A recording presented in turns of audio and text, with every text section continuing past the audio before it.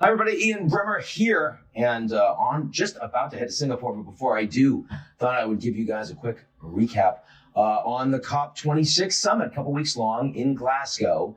And I understand that it's fashionable and important to talk about just how immediate and immense the climate crisis is, and that we didn't do enough, and we have more work in front of us, and all that is true.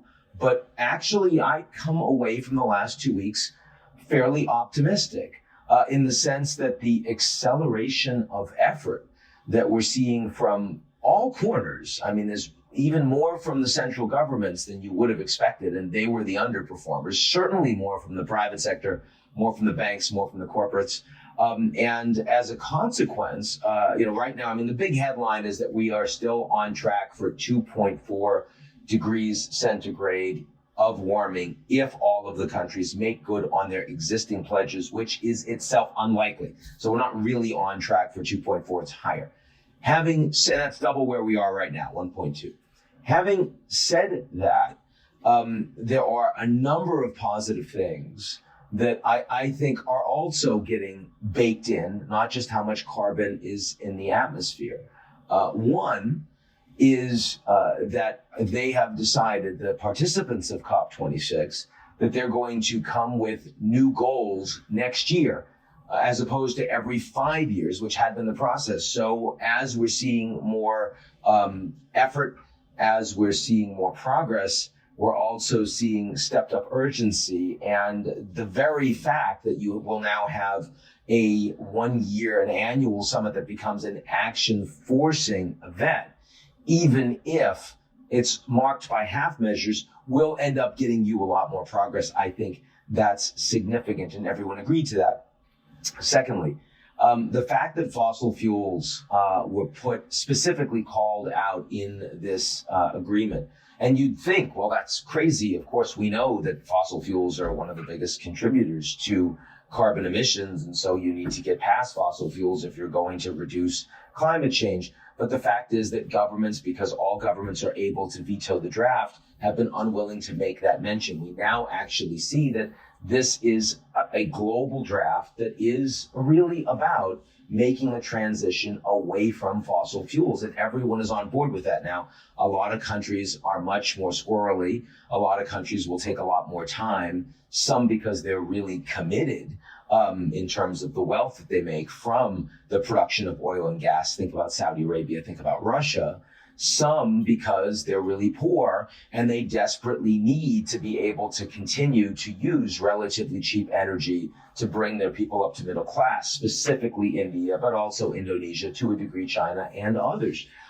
Having said all of that, I think it is pretty clear now that we are on track to have a majority of the world's energy consumption well before 2050 to be coming from renewable energy. And I include nuclear in that because it doesn't lead to carbon emissions. But in other words, post fossil fuels, not gas, not oil, not coal. The International Energy Agency believes that that date is potentially 2035, which is wrong because it again requires that everyone actually adheres fully to stated goals. And this is a lot of countries that don't necessarily have a way to get from here to there legally enshrined, especially in the nearest term. But the big story is acceleration of effort, and related to that, reduction of cost, improvement of technology. The fact that at scale,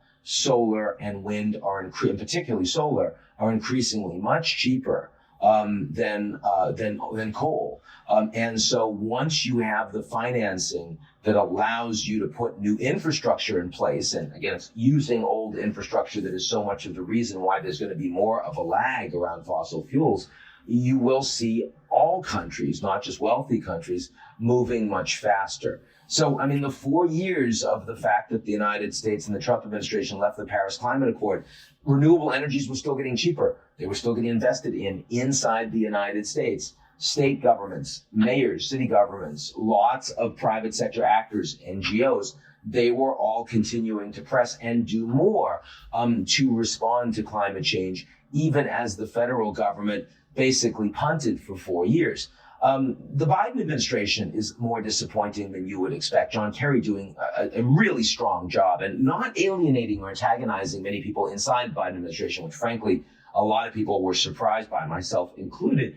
Nonetheless, I mean, you see that with $1.2 trillion in infrastructure and what is likely coming down the pike in the coming weeks on social spending, a lot of the committed green transition spending is going to be taken out. So the federal government is doing less. But even so, you are getting significant effort from the United States. And, even in terms of moonshots, part of this is there's so much money. Interest rates are so low.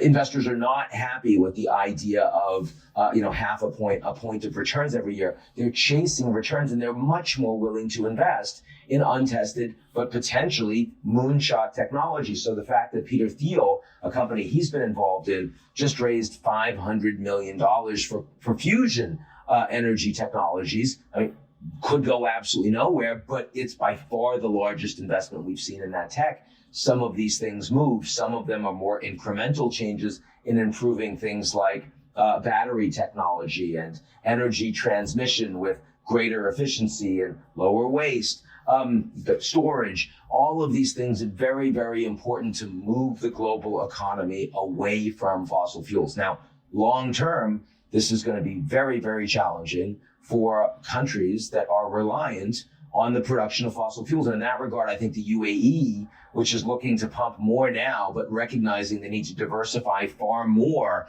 in the short to medium term, seems like a smarter strategy to me than the Saudis, who I think believe that higher prices for longer are going to persist and they will continue to be the inexpensive producer of last resort. They will be, but I'm not sure that goes for as long as they are presently betting, just given how fast we're seeing government action is actually moving. Now, of course, all of this is happening at a time where the planet is routinely breaking records and will continue to break records every year for extreme weather trends and for the high levels of temperature. And of course, that means that larger parts of the world will be unlivable for longer periods of time. There'll be more forced migrations. There will be more difficulty in providing agriculture for an additional billion people on the planet over the next 20, 25 years, most of whom will be in sub-Saharan Africa, which is facing some of the greatest climate stresses.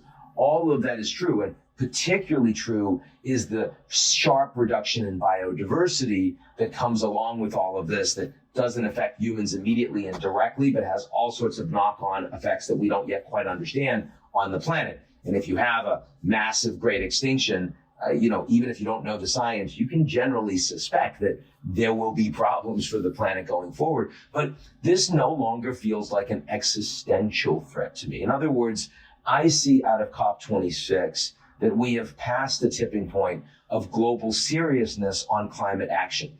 And so even if COP26 was not the point of no return, it was not we either take seriously or we fail. It was not we have to get to 1.5 degrees or it's Armageddon. That was never true.